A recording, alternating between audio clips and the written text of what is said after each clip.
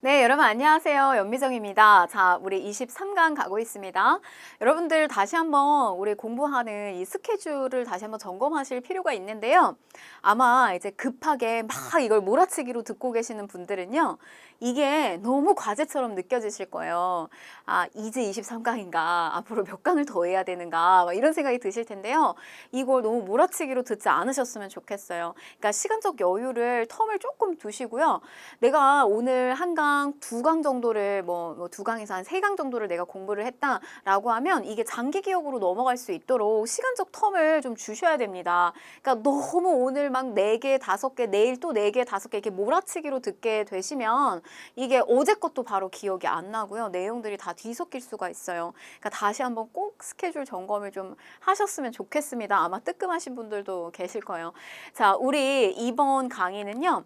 이제 우리가 그 전에 개혁을 막 추진하려고 했는데 크고 작은 실패들을 많이 겪었단 말이에요. 이모군란, 갑신정변. 이모군란 물론 이제 개혁이 주춤됐었던 거고 갑신정변이라든지 그다음에 동학농민 운동이라든지 근데 이런 데서 겪었던 이런 이제 실패들이 어느 정도의 결실로 이게 구체화되고 현실화되는 그런 어떤 장면들을 오늘 좀 배우게 될 겁니다. 바로 이제 그게 기출주제 45에 해당되는 가보개혁과 을미개혁이 되겠습니다. 자, 우리 이 파트는요. 여러분들 이게 저 개혁을 추진하는 당시의 상황이 있습니다. 근데 이 상황과 개혁안을 같이 연결시켜서 이렇게 짬뽕으로 하면 이 내용이 막 뒤섞여요. 그래서 이제 저는 이거 여러분들에게 시대적 상황을 별도로 이 개혁안이 추진됐을 때의 상황을 별도로 그다음에 개혁안을 따로 이렇게 두 개를 분리해서 알려드릴 거예요. 그랬을 때 여러분들한테 이게 조금 더 구조화가 잘 될 겁니다. 자, 보시면 우선 1차 가보개혁이 추진될 때는요. 일본이 너무 바쁩니다. 왜냐하면 지금 청일전쟁을 치르고 있거든요.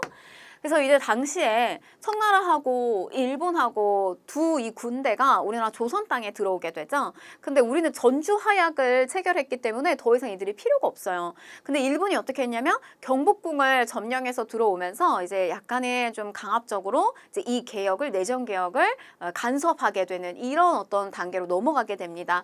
그래서 당시에요, 여러분, 일본이 우리나라 이제 개혁을 추진하기 위해서 어떤 기구를 설치해 놓냐, 본인들이 이제 직접적으로 관여하기가 좀 어려운 측면이 있었고, 그래서 군구 기무처라고 하는 법을 올리고 이거를 결정하는 이런 어떤 기구를 설치하게 됩니다. 당시 우리나라에는요 이미 정부 쪽에서 그 농민군하고 협상을 하는 과정 속에서 교정청이라고 하는 개혁안을 받아들이면서 추진하려고 했었던 저런 기구를 만들었어요. 근데 이걸 완전히 이제 말하자면 이제 무력화시키고 군국기무처라고 하는 것으로 대체를 시켜버린 거죠, 일본이. 자, 그리고 난 다음에 좀 조선의 정부 안에서는 별로 권력이 없어요. 이빨 빠진 호랑이. 근데 이게 이제 백성들의 입장에서는 반감을 그래도 조금 덜 살만한 인물. 그리고 일본이 다시 주도권을 잡았을 때 언제고 갈아치울 수 있는 이 인물 누가 딱 제격일까요? 흥선대원군입니다. 흥선대원군. 그래서 이때 흥선대원군이 들어오게 된다는 거. 그 다음에 또 당시에 이제 1차 이제 김홍집을 주축으로 해서 온건계화파 중에 대표적인 인물입니다. 이 김홍집을 주축으로 한 1차 김홍집 내각이 꾸려지게 된다는 거. 이게 바로 1차 가보개혁의 시기를 알려주고 있는 중심 키워드라고 보시면 되겠어요. 자, 그 다음에 2차 가보개혁 시기로 넘어가는 당시의 상황을 살펴보게 되면 청나라하고 일본 어느 정도 계속해서 이제 싸우고 있는데 열심히 싸우고 있는데요. 일본이 승리의 깃발을 잡아가고 있는 상태였어요. 그래서 서서히 일본도 내정 간섭에 대해서 좀 강하게 들어오고 있는 시점이 2차 가보개혁기다. 그래서 이 시기가 되면 더 이상 군국기무처는 필요가 없습니다. 자, 흥선대원군 필요 있을까요? 필요가 없죠. 자꾸만 그리고 걸림돌이 돼요. 약간의 반일적 감정을 가지고 있는다든지 이런 식으로 걸림돌이 됐기 때문에 흥선대원군도 내려오게 하고요.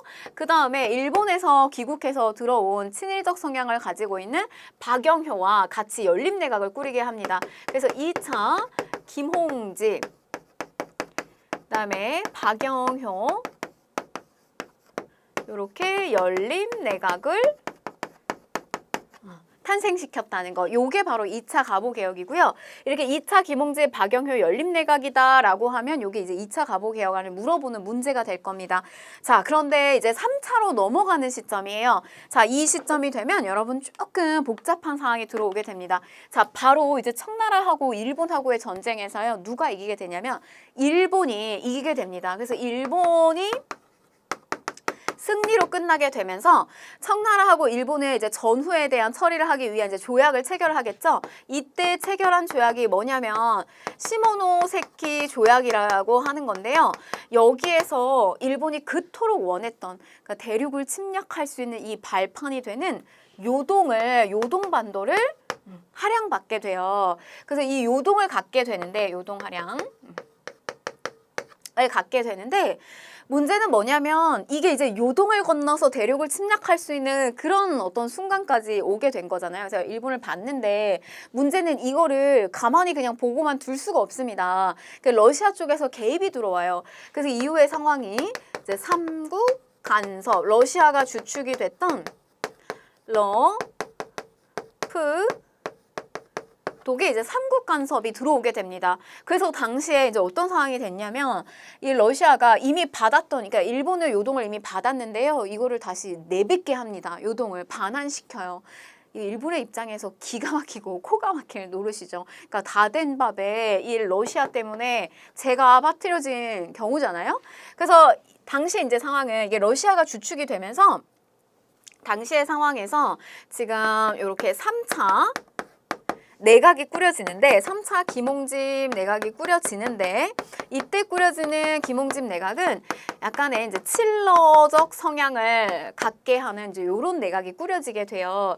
그런데 이제 요런 상황 속에서 러시아가 주축이 돼서 일본의 어떤 다음의 단계를 주춤시키게 만든 저 러시아를 불러들인 이 조선의 인물이 누구냐, 그 명성황후를 지목하게 되는 거죠. 그래서 이제 어떤 일이 발생을 하게 되냐면 바로 이거는 뭐 사실 세계가 깜짝 놀랄 만한 일입니다. 한 나라의 궁궐을 침입해서요. 직접적으로 침입해서 한 나라의 국모를 시해하는 이런 깜짝 놀랄 만한 일이 발생을 하게 돼요. 그게 바로 이제 을미사변이 되겠습니다. 명성황후 시해 사건이죠. 일명 여우사냥이라고 하는 암호를 걸고 미우라 공사가 낭인들을 다 이제 소집을 시켜가지고 뭐 당시에 이제 훈련대라고 하는 이 군인들처럼 이렇게 복장도 다 이렇게 가짜로 꾸며가지고 들어왔습니다.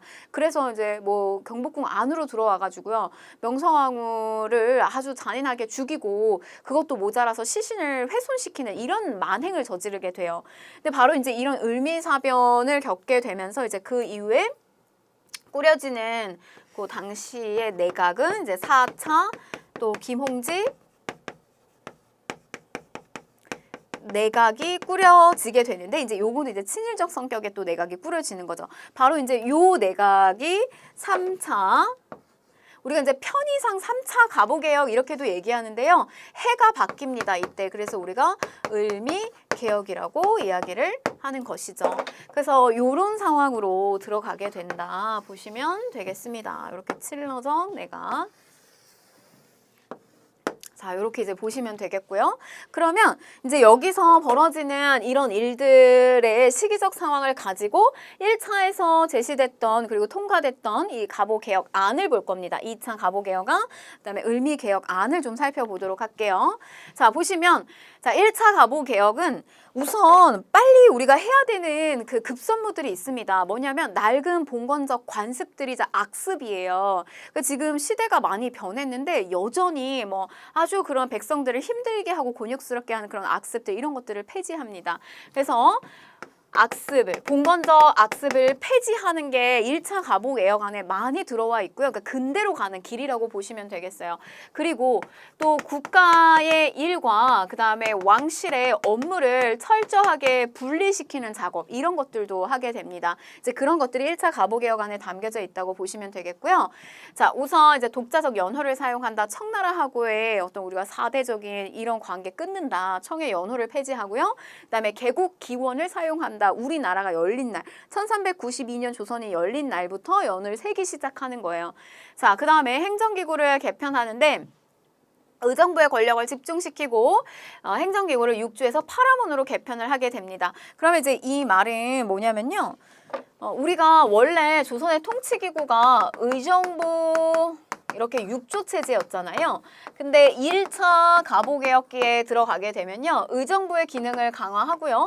이 6조를 팔아문으로 이렇게 바꿨다라고 하는 겁니다. 그래서 예를 들면 여러분 요거 하나만 예시를 들면 재정과 관련된 담당하는 기구가 뭐였냐면 호조였어요. 근데 요 파라몬에서는 재정과 관련된 담당하는 기구가 뭐냐면 우리가 이제 요런 명칭이 나올 겁니다.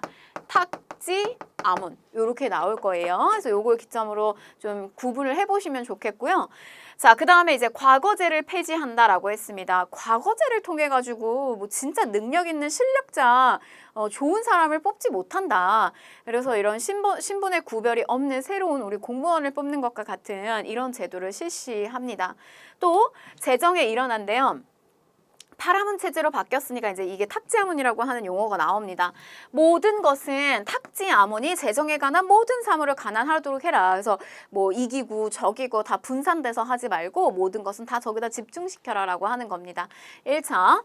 자, 그 다음에 우리는 이제 정근대에서는요. 뭐 보시면 뭐 정근대나 이제 근대나 기본적으로 현대 이전에 우리가 화폐를 마구 그냥 막 찍어낼 수 없어요. 근데 화폐를 찍어낼 때 기본적으로는 뭐냐면 그러니까 세계에서 공통으로 우리가 돈으로서 쓸 수 있는 게 은이 있잖아요. 그래서 그 나라가 보유하고 있는 은의 양만큼 돈을 찍어냅니다. 그래서 우리 은본위제를 채택을 했고요. 1차 가보개혁에서. 그 다음에 또 조세, 세금 내는 것을 여전히 이렇게 현물로 내는 경우가 있었단 말이에요. 그래서 저거를 조세를 급납화하려고 하는 것도 또 법적으로 이렇게 들어오고요.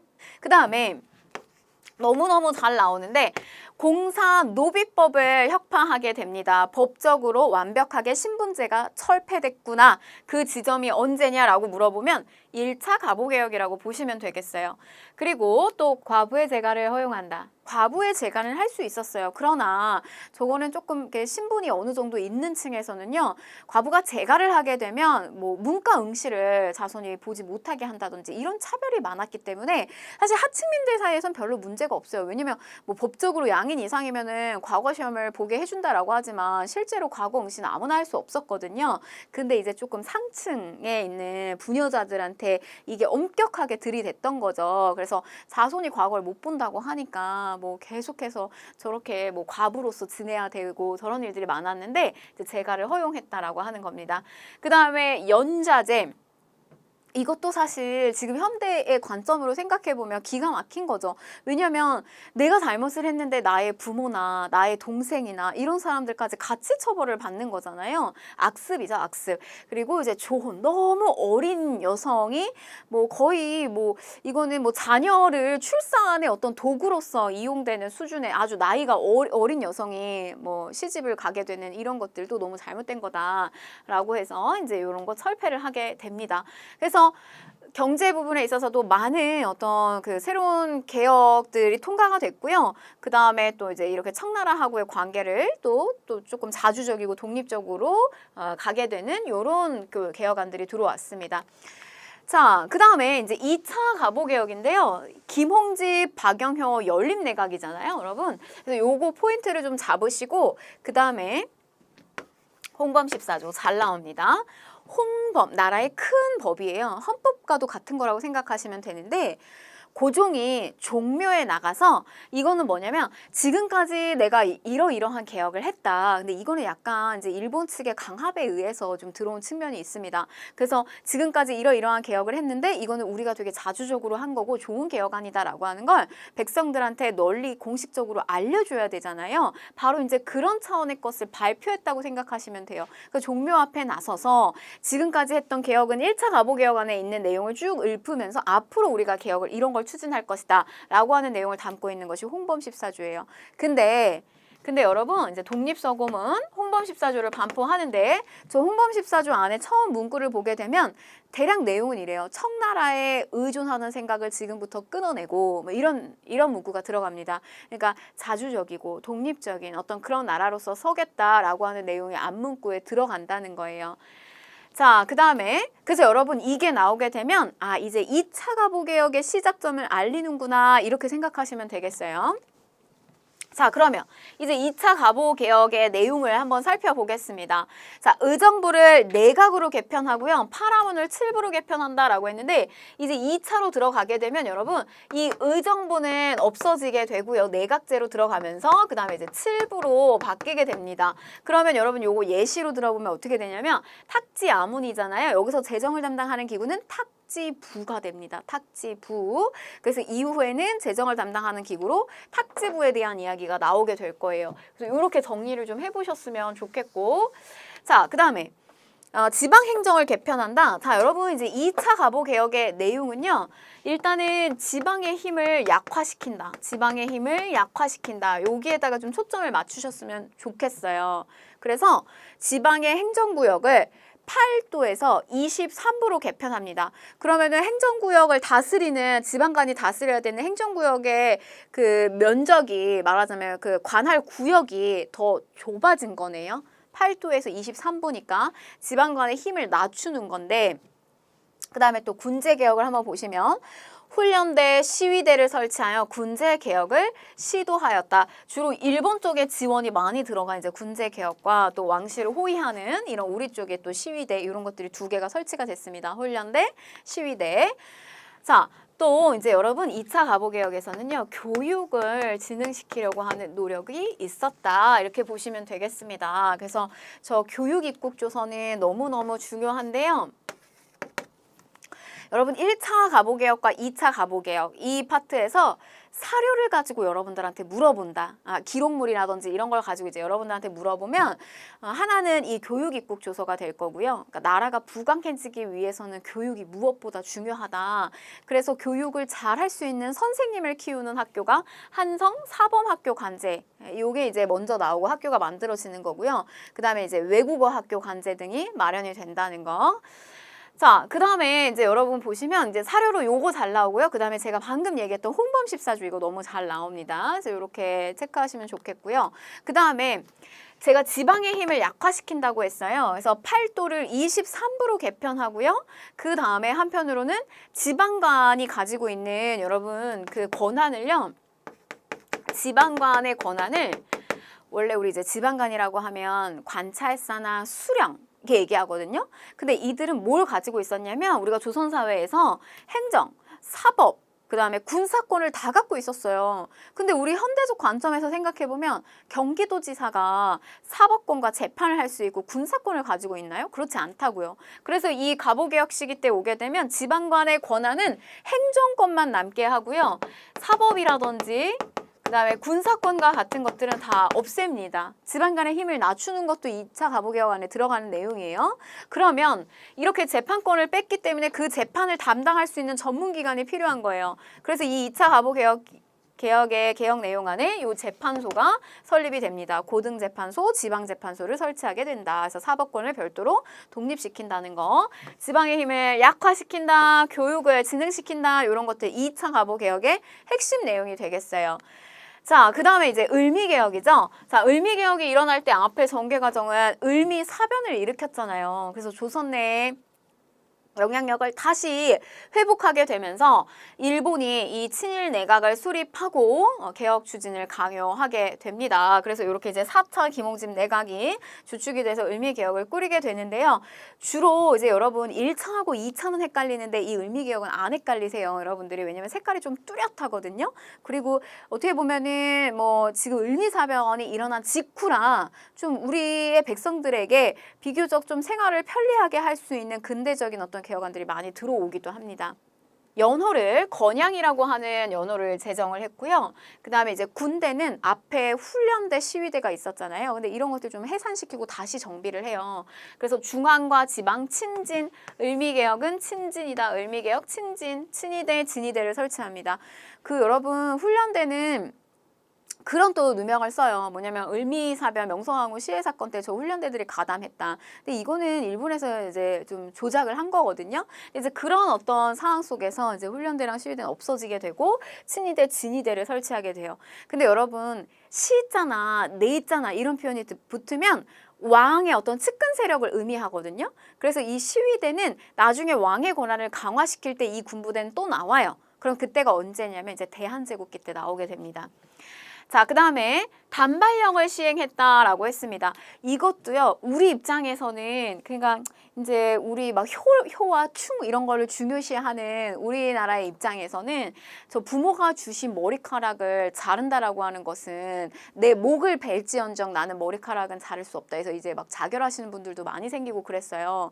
그래서 되게 저거는 우리 입장에서는 절대 할 수 없는 행동 같지만 어떻게 생각하면 조금 비위생적이거든요. 그러니까 왜냐면 저 때는 이제 남성들도 머리를 길게 이렇게 길어가지고 이거를 다 이렇게 똘똘 말아가지고 이거를 상투를 트고 다니고 이랬단 말이에요. 그러니까 이게 어떻게 생각하면 조금 비위생적이에요. 머리를 뭐 지금처럼 뭐 샴푸를 가지고 머릿결을 막 좋게 하고 이렇게 할 수 있는 것도 아니고 그래서 다 저렇게 머리를 근대식으로 단발을 하고 그 다음에 옷도 조금 더 이렇게 세련된 옷들을 입게끔 하는 그런 근대복 같은 것들이 등장을 하기도 했습니다.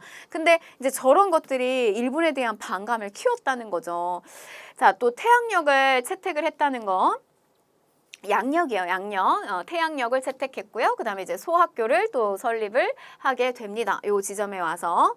자, 그 다음에 이제 이런 어떤 을미개혁이라고 하는 것으로 인해서 그러니까 을미사변과 그 다음에 을미개혁 중에서도 요 단발령 등의 강제적인 개혁안에 반발하여 이제 봉기를 하게 됐다라고 하는 점. 그래서 요때 을미의병, 최초의 의병인 을미의병이 일어나게 됩니다. 이게 이제 위정척사파에서 연결돼서 일어난 사건이죠. 자, 그 다음에 그런데 이제 여러분 이게 을미개혁까지 이렇게 쭉 일어나게 됐는데요. 이게 중단이 됩니다. 왜냐하면 이제 고종이 신변의 위협을 느낍니다. 왜냐하면 뭐 궁궐에서 자기 아내가 이렇게 시해를 당하는 일이 발생을 했으니 사실 그 경복궁 안에서 자기 또 뭐 이 일본 놈들이 국모도 와가지고 이렇게 시해를 했는데 뭐 왕이라고 뭐 안 하겠어요? 그러니까 거기에 대한 위협을 느꼈겠죠. 그래서 이제 어디로 가게 되냐면 이제 러시아 공사관으로 가게 됩니다. 이게 러시아 공사관으로 몸을 피신하게 된 아관파천이라고 하는 거예요.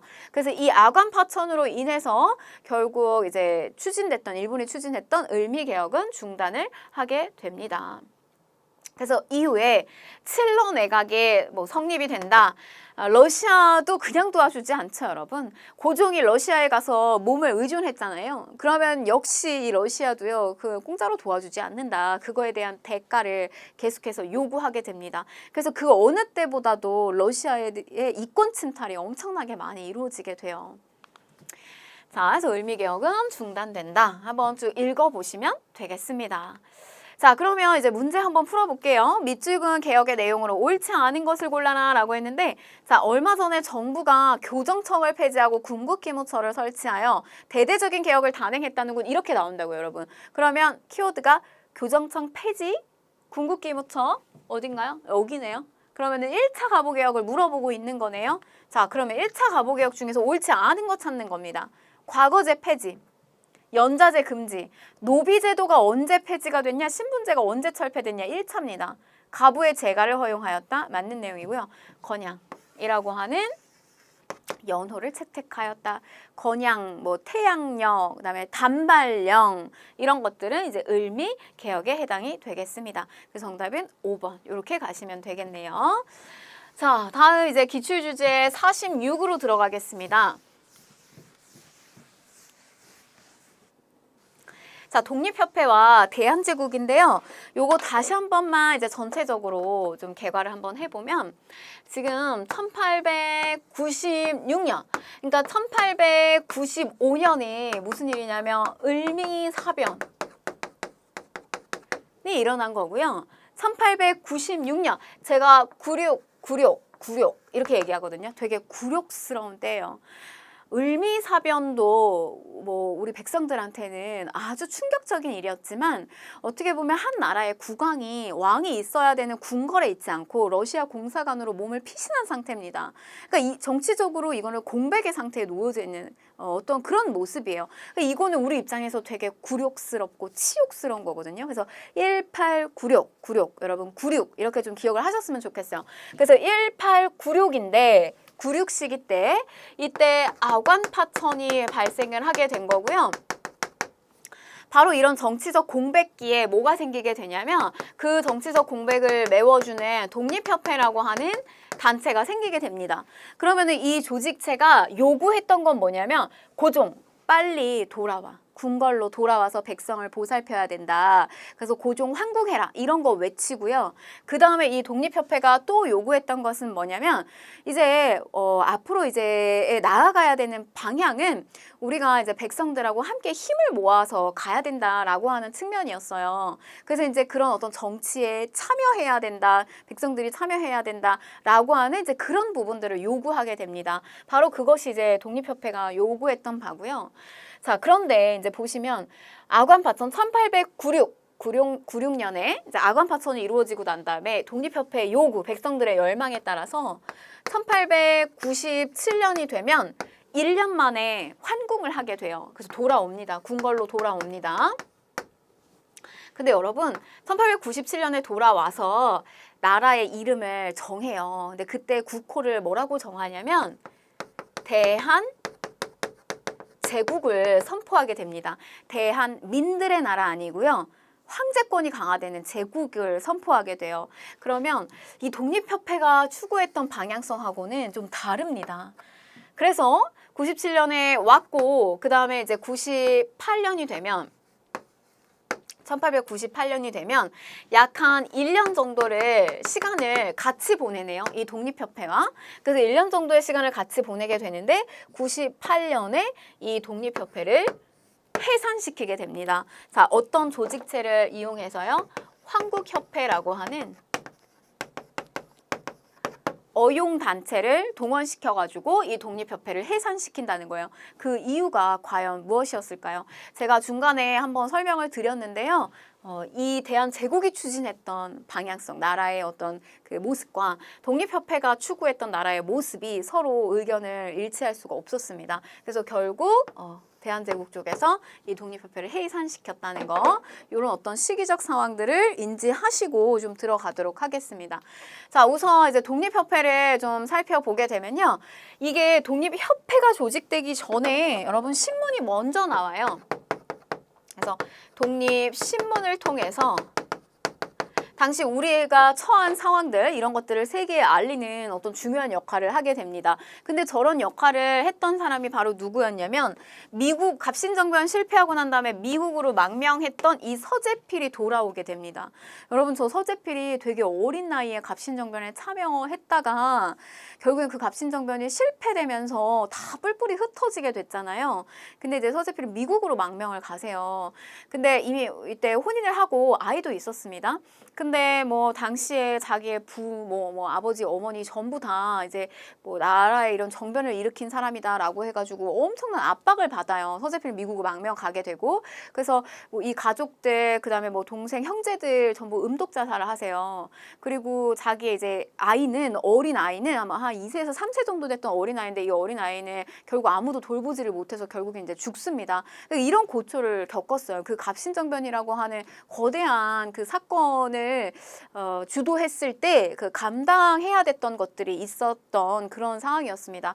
그래서 서재필이 이제 미국에 가셔서 뭐 의과 대학을 나오고 거기에서 이제 의사로서 활동을 또 할 수 있었어요. 근데 어떻게 보면 거기서 그냥 안정적으로 살 수 있었지만 다시 이제 본국으로 귀국을 하게 됩니다. 그래서 나라의 어떤 이런 처한 상황에 있어서 또 이권을 또 다시 돌려받고 나라를 또 바로 세우기 위해서 그런 노력을 또 하시게 됩니다. 그래서 귀국을 해서 정부의 지원을 받아서 독립신문을 창간을 하게 되죠. 서재필, 윤치호 등이 자주 독립국가 건설을 목표로 독립협회를 창립을 하게 되고요.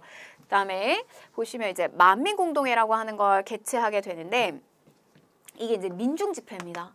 만민공동회. 이제 이런 그 만민들이 모여서 하는 저런 공동회에 신분을 가르지 않고요. 다양한 계층들이 올라와서 연설을 하고 이런 모습들이 보여져요. 심지어 이제 나중에는 어떤 인물도 들어오냐면 이제 백정 출신도 들어와요. 백정 출신은 도축업자, 고기를 만드는 사람들이고 이때 당시에 이미 신분제는 철폐가 됐지만 여전히 차별받고 있는 존재여서 사람들이 가까이 하려고 하지 않는 그런 신분층이었거든요. 근데 그런 사람들이 저렇게 단상 위에 올라와서 연설을 하고 박수를 받는 이런 현상들도 벌어지고 했었어요. 근데 이제 이들 독립협회가 추구했던 바가 뭐냐? 고종이 러시아 공사관으로 가게 되면서 러시아가 이권 침탈을 엄청나게 많이 했다고요. 그래서 우리의 이권을 수호하는 그런 운동. 러시아의 저령도조차 요구를 저지합니다. 자, 이 저령도는 뭐 영도다리 있는 그 부산 쪽 일대에 있는 곳이에요. 그래서 저기를 조차해서 뭐 저기에다 이제 석탄 창고라든지 이런 것들을 만들려고 하는 그런 시도를 러시아가 했는데 이걸 저지하는데 성공. 그 다음에 우리의 금융권까지 빼앗아 가려고 했었던 저 한러 은행을 만들려고 했는데 이걸 폐쇄하는 데도 성공을 하게 돼요. 그리고 이제 이후에 뭐 재정 고문이나 군사 교관을 철수하는 것도 요구를 하게 되고요. 그 다음에 이제 여러분 우리나라의 이제 정치의 체제, 이 틀을 바꾸려고 하는 시도를 독립협회에서 하게 됩니다. 자, 이건 뭐냐면 관민공동회인데요. 이제는 더 이상 이렇게 민중들만이 회의나 집회를 개최할 수가 없고요. 이제 어느 단계로 가게 되냐면 여기 이제 관라인이 끼는 겁니다. 관리들까지 같이 합심을 해서요. 우리의 체제를 바꾸려고 하는 시도를 하게 돼요. 그래서 이들이 저 관민공동을 개최하고 헌의 6조를 뜻입니다. 뜻을 바친다. 왕에게 6가지의 뜻을 바쳐 올려요. 그래서 저거를 이제 이 무렵이면 고종이 들어왔을 때입니다. 환궁을 했을 때라 역시 고종이 이제 재가를 받으면서 저거를 통과를 시키게 됩니다. 헌의 6조. 독립협회가 추구하고자 하는 그런 방향성, 개혁안을 안에 담아서 고종의 허락을 받은 거예요. 자, 그 다음에 이제 이 독립협회는 바로 이런 연장선상에서 국민의 기본권이라든지 그 다음에 정치에 참여할 수 있는 참정권을 보장할 것을 주장해요. 굉장히 급진적이고요. 한편으로 생각하게 되면 이거는 좀 그 왕의 입장에서는 왜냐면 이렇게 국민들, 그러니까 백성들이 정치에 참여한다. 이런 거는 이게 군주가 있고 왕이 모든 것을 정치를 하고 결정한다라고 하는 어떤 그런 좀 봉건적인 생각의 입장에서는 이게 받아들이기가 사실 어려울 수도 있거든요. 근데 독립협회에서는 이제 자꾸 이런 것들을 요구했던 거죠. 자, 그 다음에 이제 독립의식을 고취하기 위해서 독립문과 독립관을 건립을 합니다. 독립문, 독립관. 그 옛날에 청나라 사신을 맞이하는 영은문이라고 하는 게 있었어요. 그래서 그 영은문을 헐고 이렇게 독립문을 만들었다는 거. 또 토론회, 강연회 이런 것들 활발하게 열어서 이 무지몽매한 백성들도 정치에 좀 참여하고 적극적으로 참여하고 정치를 알아갈 수 있게끔 저런 이제 교양을 보급하기도 했습니다. 자, 그런데 이제 사건이 터지게 돼요. 뭐냐면 여기에 이제 독립협회가 이제 활동을 하게 되면서 관리들이 끼어 들어오게 되잖아요. 근데 이때 이제 진보적인 박정양 내각이 수립이 되는데 당시에 이 박정양 내각과 협상을 해서 중추원 관제를 반포하게 됩니다. 이거는 뭐냐면 저 중추원이라고 하는 건 가보개혁기부터 좀 어떤 그 자문의 역할을 해주는 기구거든요. 근데 저 중추원을 개편해서 오늘날의 의회, 오늘날의 국회의원들이 있는 그 의회 있잖아요. 그런 의회의 모습을 갖추려고 시도했어요. 이게 중추원 관제 개편입니다. 그래서 저걸 통해서 그러니까 예를 들면 이제 우리나라 최초의 의회를 만들려고 했었던 시점이 언제냐라고 물어보면 독립협회예요. 그래서 저 중추원 관제 반포를 하게 되는데 이런 어떤 추진이 그래서 이제 여기에 보면은 뭐 민선은 독립협회 쪽에서 25명을 뽑고요. 그다음에 이제 관리 쪽에서 이 중앙에 있는 이 관리들 중에서 25명을 뽑아가지고 오늘날의 국회처럼 이렇게 모양새를 갖추려고 시도를 했었어요. 이 독립협회 쪽에서. 자, 그런데 이런 이제 너무 급진적이죠, 사실. 아직 왕이 존재하고 있는 저 시대에서. 그 당시에 익명서, 이름 모르는 어떤 투서가 들어오게 됩니다. 근데 거기에 뭐라고 되어 있었냐면 저 박정양이라고 하는 인물이 대통령이 되려고 한다. 그러니까 왕의 자리를 끌어내리고 대통령이 되려고 한다라고 하는 이런 어떤 내용이 들어온 투서가 들어오게 돼요. 그래서 결국엔 고종은 거기에 대한 이제 위협을 느꼈던 고종은 황국협회라고 하는 이건 보부상 단체인데 보부상 단체가 조직력이 되게 강해요. 여러분 제가 보찜장수, 등찜장수 얘기했잖아요. 근데 이들은 장돌뱅이라고도 하는데 떠돌아다니면서 장사를 지내기 때문에 이 사람들은 언제 어디서 죽어도 누가 이렇게 그 시신도 수습하기가 어려운 그런 사람들이 많았다고요. 그래서 이 보부상들끼리의 조직력이 되게 강했어요. 근데 바로 그 조직력을 이용을 합니다, 고종이. 그래서 어용단체예요, 말하자면. 그래서 이 한국협회와 군대를 동원시켜서 만민공동회를 해산시키고 독립협회를 해산하게 됩니다. 아직은 시기적으로 이런 체제를 받아들이기 어려웠던 상태라고 볼 수도 있어요. 그래서 여러분, 이 독립협회라고 하는 단체를 여러분들 머릿속에 떠올릴 때, 자, 다시 한번 보시면 아관파천 시점에 그 정치적 공백을 메웠다. 그래서 자주 국권, 우리나라의 이권 침탈이 되고 있는 것을 막으려고 하는 시도를 했어요. 그래서 한러은행을 폐쇄하고 그다음에 뭐 러시아의 저령도조차 저지를 성공시킨다든지 이런 많은 것들을 했습니다. 또 자유민권, 백성들의 권리, 특히 이제 참정권, 정치에 참여할 수 있는 권리에 대한 이야기는 고종에게 너무 사실 그거는 급진적이고 너무 과감하게 다가왔고요. 그다음에 또 자강개혁. 이 자강개혁은 나라가 스스로 강해지기 위해서는 어떤 부분을 개혁을 해야 되느냐라고 했을 때 의회를 설립해야 된다. 그래서 중추원을 개혁해서 개편해서 의회 형태로다가 만들려고 했었던 시도가 있었다는 거예요. 그래서 이런 어떤 참정권 에 대한 요구, 의회 설립 이런 것들이 고종이 받아들이기가 어려웠고 그래서 98년이 되면 황국협회라고 하는 보부상단체를 시켜서 이렇게 해산을 시키게 된다라고 보시면 되겠습니다. 그래서 이제 이런 과정 속에서요. 여러분들한테 또 사료로 이렇게 나올 수 있는 것이 헌의 6조가 되겠습니다. 그래서 6가지 뜻인데요. 뭐 여기에 내용을 보게 되면 뭐 피고의 인권을 존중해라 라든지 아니면은 돈을 쓰는 데 있어서 예산과 결산을 다 인민에게 이렇게 공표해라, 알려라라든지 이런 또 급진적인 내용이 헌의 6조 안에도 들어가 있기도 해요. 그래서 이런 내용들이 이제 독립협회 내용이다라고 보시면 되겠어요. 자, 그러면 여러분 이제 1897년에 고종이 환궁에서 들어와서 이제 대한제국을 선포하게 되잖아요. 그리고 난 다음에 이 대한제국의 이제 내용을 좀 한번 들여다볼게요. 이쪽이랑 색깔이 완전히 다르겠죠, 이 독립협회랑.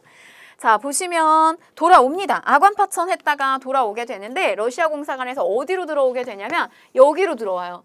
경운궁, 덕수궁으로 환궁을 하게 됩니다. 덕수궁 돌담길 여러분 들어보셨죠? 경복궁으로 오지 않아요. 여기에는 러시아 공사관을 비롯한 외국의 공사관들이 많이 있는 곳이에요.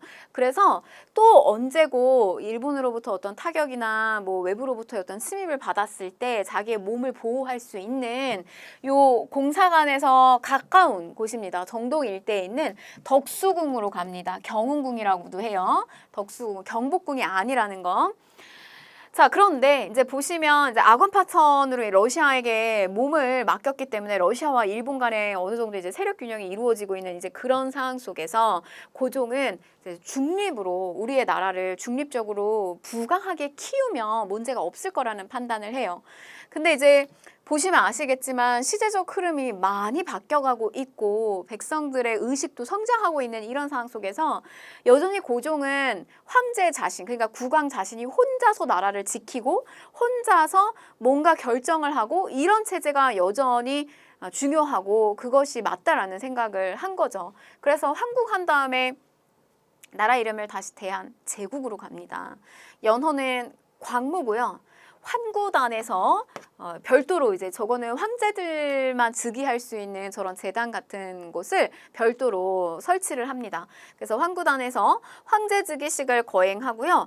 또 국호를 대한제국으로 선포를 하게 됩니다. 자, 성격을 보시면 구본 신참이에요. 구본 신참의 원칙 아래 복고적인 성향을 띤 점진적인 개혁을 추진을 하게 됩니다. 구본 신참은 옛것을 근본으로 하되 새것을 참작한다는 뜻이에요. 근데 쟤는 여러분 실제로 광무개혁안의 내용을 보게 되면요. 옛것을 근본으로 하고 새것을 참작한다고 얘기하지만 실제로 새것들이 많아요. 그러니까 적극적으로 신문물을 받아들이고 키우려고 하는 노력을 고종도 했습니다. 자, 그리고 대한국 국제를 반포해서 대한제국이 전제정치며 오로지 다 황제한테 몰리며 황제권엔 무한함을 강조를 하게 됩니다. 육해군을 통솔하는 것도 전부 황제가 하는 거고요. 무한한 군사권을 가지고 있는 것도 황제다. 이 대한국 국제안에 반포가 됩니다. 그러면 여러분 이제 한번 보실게요. 98년에 여기 해산을 시켰잖아요. 그리고 99년에 대한국 국제를 반포해서 요 정도 여러분 요 정도의 연도 흐름은 하고 계시는 게 좋아요. 그래서 대한국 국제를 반포해서 대한제국에서 무한한 권한을 가지고 있는 것은 황제다라고 하는 것을 명시합니다. 자, 그리고 이제 광무개혁과 관련해서요. 이제 본격적으로 이제 광무개혁을 하게 되는데 여기서 여러분들 시험에서 아주 잘 나오는 게 바로 요 지게를 발급한 사업이에요. 양지야문과 지게야문은 별도로 있습니다. 근데 그리고 이제 여러분들 저것도 질문을 우리 뭐 의정부하고 뭐 파라문, 뭐 의정부 체제하고 파라문 체제에서 그 아문에 속하냐 별개입니다. 별개의 기구예요. 이거는 광무개혁 시기 때 토지 사업을 하기 위해서 토지개혁 사업을 하기 위해서 별도로 설치한 기구입니다. 근데 뭐 이때 당시에 양전 사업을 하기 위해서 양지아문을 하고요. 토지를 측량하기 위한 양지아문을 설치하고 그 다음에 지게라고 하는 것을 발급하기 위해서 지게아문을 설치해요. 근데 여러분 이게 장난칠 때 양지아문에서 지게가 발급됐다 이런 표현이 나올 수 있어요. 그럼 틀립니다. 지게아문을 설치해서 토지 소유, 이거 토지 소유가 누구냐라는 것을 명확하게 해줄 수 있는 증이에요. 지게. 이 지게를 발급하게 합니다. 근데 1904년에 이걸 추진하는 과정 속에서 러일 전쟁이 발발하게 됩니다. 그래서 이 러일 전쟁으로 인해서 저런 토지 사업은 개혁에 대한 사업이 중단이 돼요. 근데 나중에 이제 일제강점기에 들어가서 일본이 토지조사 사업을 벌이죠. 그 토지조사 사업이 토지의 소유자가 누군지를 명확하게 해주는 거거든요. 근데 니네 나라는 그게 명확하게 안 돼가지고 세금을 걷는 것도 힘들어. 땅 주인이 누군지를 잘 모르니까. 근데 우리는 사실 하려고 했거든요. 근데 지네가 지금 이 러일 전쟁을 벌이는 바람에 우리의 사업이 중간에 중단된 거잖아요. 근데 우리는 너무 근대화가 안 됐다. 이러면서 이제 토지조사 사업을 또 강압적으로 그렇게 하죠. 자, 그 다음에 원수부가 설치가 됩니다. 이 원수부는요. 황제가 군사를 통솔하는 그런 기구, 총괄 기구라고 생각하시면 되겠어요. 원수부. 자, 그리고 또 교육기관을 많이 설립을 하게 됩니다. 우리가 뭐 실업학교, 뭐 상업고등학교 뭐 이렇게 얘기하는데 이런 상공학교와 같은 기술 또 교육기관도 많이 설립을 하게 되고요. 실업학교죠. 자, 그 다음에 이제 그 지역, 땅에 대한 것을 또 경계를, 영토를 명확하게 하려고 하는 시도도 하는데요. 간도관리사를 임명해서요. 이 북간도에 간도관리사 이병훈을 또 이렇게 시찰하도록 보냈다. 간도관리사로. 요게 대한제국기라는 거. 자, 그 다음에 이제 대한제국 칙령 41호를 반포한다. 이거는 독도와 관련성이 있습니다. 울릉도가 섬이잖아요. 근데 이거를 군으로다가 승격을 시켜요. 그러면서 거기에 이제 부속섬에 해당되는 독도가 울도군의 관할 영토임을 명시를 합니다. 저게 여러분 뭐 칙령 41호, 42호 뭐 이렇게 뭐 숫자를 외우는 게 아니에요. 국가 차원에서 공식적으로 독도는 우리 땅이다 라고 하는 것을 우리의 관할 구역 안에 있다라고 하는 것을 이거를 공개했다는 거예요. 그게 중요한 겁니다. 대한제국 칙령 제41호를 반포했다는 거. 자, 그러면 이제 문제를 한번 풀어보도록 하겠습니다. 자, 밑줄근 개혁에 대한 설명으로 옳은 것을 골라라 라고 했는데 자, 9번 신참을 원칙으로 추진된 개혁 9번 신참 상공업 진흥에 필요한 인재를 양성하기 위해서 상공학교를 세웠어. 양전 사업을 실시하고 지게 암원에서 지게를 발급했어. 그럼 이거는 뭐 광무개혁이죠. 과거제를 폐지했다. 여러분 이거 언제요? 1차. 홍범 14조를 반포했다. 1차 가보개혁안을 담고 있는 게 홍범 14조고요. 저거 반포한 이유다 이러면 2차 가보개혁. 자, 그 다음에 공사 노비법 노비제 혁파했다. 1차죠. 자, 보세요. 요거는 전국을 8도였는데 이거를 23도로 더 나눠놨고요. 그 다음에 지방관은 행정권만 가질 수 있게 해놨어요. 그 지방관이랑 지방의 힘을 약화시킨 거는 몇 차예요? 2차죠. 2차. 자, 5번이네요.